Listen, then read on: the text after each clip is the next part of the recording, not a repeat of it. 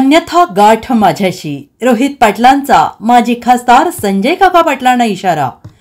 काय करायचं ते विधानसभेपर्यंत करून घ्या, विधानसभेनंतर तुम्हाला काही करायला देणार नाही, असा इशारा राष्ट्रवादी शरद पवार गटाचे युवा नेते रोहित आर पाटलांनी भाजपाचे माजी खासदार संजय काका पाटील यांना दिला. आणि त्याचबरोबर यापुढे कार्यकर्त्यांच्या घराकडे जरी बघाल तर गाठ माझ्याशी आहे असा सज्जड इशारा देखील रोहित पाटलांनी दिलाय.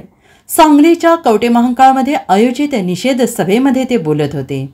कवटे महांकाळचे राष्ट्रवादी काँग्रेस शरद पवार गटाचे माजी उपनगराध्यक्ष अय्याज मुल्ला यांना भाजपाचे माजी खासदार संजय काका पाटलांच्या कार्यकर्त्यांकडून मारहाण केल्याचा प्रकार घडला होता. आणि या प्रकरणी कवटे महांकाळमध्ये राष्ट्रवादी काँग्रेस शरद पवार गटाकडून निषेध मोर्चाचं आयोजन करण्यात आलं. मात्र पोलिसांनी परवानगी नाकारल्याने सभा घेऊन निषेध नोंदवण्यात आला. सांगलीचे खासदार विशाल पाटील, राष्ट्रवादी शरद पवार गटाच्या आमदार सुमनताई यांच्यासह तासगाव कवटे महांकाळमधील राष्ट्रवादीचे पदाधिकारी कार्यकर्ते मोठ्या संख्येने उपस्थित होते. घरी गेलो. आतापर्यंत गावगाड्यातली भाऊबंदकीतली अनेक भांडणं आम्ही बघितली.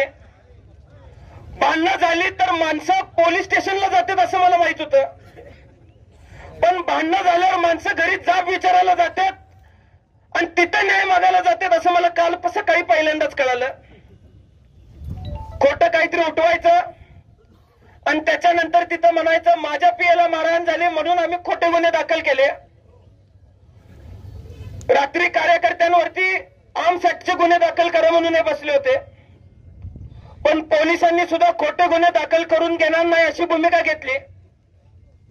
आणि आज सर्वसामान्य कार्यकर्त्यांवरती सुद्धा खोटे गुन्हे टाकले जात आहेत. फिर्यादीवरती दबाव टाकला जातोय. मी आज आपल्याला सांगू इच्छितो की येणारी विधानसभा आहे.